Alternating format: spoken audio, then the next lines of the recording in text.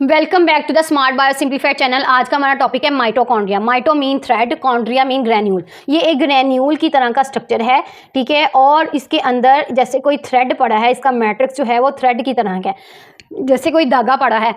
ये जो है इसे हमने कह दिया माइटोकॉन्ड्रिया। अब सबसे पहले इसका स्ट्रक्चर देखें तो इसका जो ये डबल मेम्ब्रेन होता है, ठीक है। ये क्या है? डबल मेम्ब्रेन है। इसकी आउटर मेम्ब्रेन जो होती है, ये वाली जो आउटर मेम्ब्रेन है वो क्या है? स्मूथ सी है ये आउटर मेम्ब्रेन। अब जो इनर वाली है, ये देखें, जो इसको थ्रेड शेप दे रही है, ये वाइट कलर में आपको जो नज़र आ रही है, ये है इनर मेम्ब्रेन। अब इसके दो कंपार्टमेंट्स हैं, यानी इसके दो पार्ट्स हैं। एक इसका ये वाला मैट्रिक्स होगा, ठीक है, जो इस थ्रेड के बाहर है, और एक अंदर वाला होता है। अंदर वाले को हम बोलते हैं मैट्रिक्स, लेकिन बाहर वाले में सॉल्ट्स वगैरह प्रेजेंट होते हैं, वो नहीं है। मैट्रिक्स के अंदर डीएनए है, आरएनए है, राइबोसोम्स हैं, एंजाइम्स हैं, ठीक है। और उसके बाद ये देखिए उसने कहा इसमें राइबोसोम्स प्रेजेंट हैं। और ये जो आपको इसके अंदर एक और वाइट सा थ्रेड नज़र आ रहा है, जो उसके ऊपर भी जो गुजर के आ रहा है, वो हमारे पास डीएनए है। और जो ग्रेन्स की शक्ल में है वो क्या है? राइबोसोम है। तो हर एक पार्ट को कहेंगे क्रिस्टी। ये एक पार्ट है तो ये क्रिस्टी है, एक ये पार्ट है तो ये क्रिस्टी है, एक ये पार्ट है तो ये क्रिस्टी है, ये पार्ट है तो ये एक क्रिस्टी है। तो हर एक को क्या कहेंगे? ये वाला जो पार्ट ऐसे वाला बन रहा है वो क्रिस्टी होगा। टॉपिक की तरफ आते हैं। माइटोकॉन्ड्रिया सिंगुलर माइटोकॉन्ड्रियन कहलाएगा, are the power house of the cell because they produce energy. अब देखें, mitochondria power house of cell कहलाते हैं। पावर हाउस क्यों है? क्योंकि ये एनर्जी प्रोड्यूस करते हैं। एनर्जी कहाँ से आएगी? रेस्पिरेशन के थ्रू आएगी। रेस्पिरेशन ऐसा प्रोसेस है जिसमें फूड के बड़े पार्टिकल्स को स्मॉलर पार्टिकल्स में जो है ब्रेक किया जाता है, और उसमें जो प्रोडक्ट बनती है वो है energy in the form of ATP. अब वो एटीपी जो है वो जितनी भी रेगुलर एक्टिविटीज़ जो हैं एनिमल्स करते हैं, ठीक है, उनमें इस्तेमाल होती है।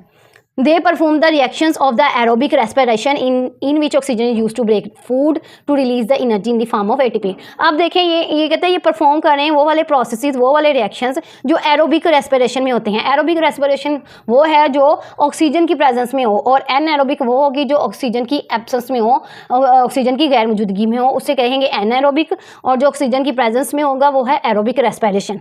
रेस्पिरेशन का मैंने बता दिया कि फूड को ब्रेक डाउन करना टू गेट एनर्जी। अब फूड जो होती है ना वो ग्लूकोज की फॉर्म में होती है, यानी कि फूड में जो कार्बोहाइड्रेट्स होते हैं वो ग्लूकोज होते हैं, और उस ग्लूकोज को जो तोड़ना होता है वो क्या होगा? Respiration. Mitochondria are double membrane bounded organism. जैसे न्यूक्लियस की डबल मेम्ब्रेन थी, ठीक है, तो इसी तरह इसी की भी माइटोकॉन्ड्रिया की भी मेम्ब्रेन जो होती है वो डबल होती है। ये जो हमारे पास नज़र आ रही है वो क्या है? Outer membrane. और एक हमारे पास अंदर थ्रेड वाले की वाइट बाउंड्री है, वो है हमारे पास inner membrane.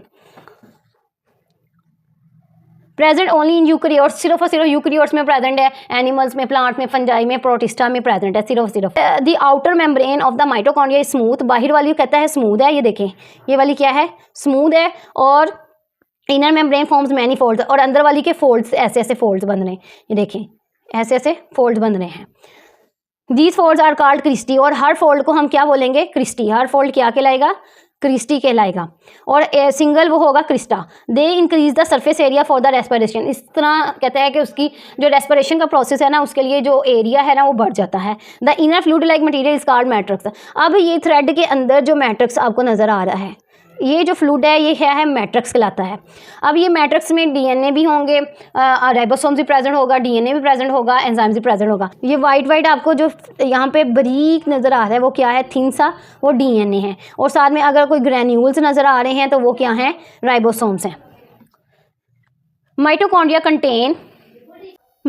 Contain their own DNA and ribosomes. Mitochondria के पास अपना डीएनए है, अपने राइबोसोम्स हैं, इसलिए इसको सेल्फ रेप्लिकेटिंग ऑर्गेनेली भी बोलते हैं। Self replicating. कोई भी ऑर्गेनेली जो है वो डेड तो होगी, मतलब कोई भी स्ट्रक्चर है उसने डेड तो होना ही है, तो रीन्यूअल उसका कैसे होगा? वो न्यूक्लियस से इंस्ट्रक्शंस लेगा, ठीक है, और वो जो है डीएनए राइबोसोम्स की सूरत में जो है वो इंफॉर्मेशन देगा, तो फिर वो स्ट्रक्चर जो है वो दोबारा से जो है बनेगा। लेकिन माइटोकॉन्ड्रिया है, उसका अपना डीएनए, तो अपने राइबोसोम्स हैं, तो वो अपना जो है अपने आप को खुद ब खुद रेप्लिकेट कर सकता है, अपनी कॉपी तैयार कर सकता है। The ribosomes of mitochondria are more similar to prokaryotic ribosomes.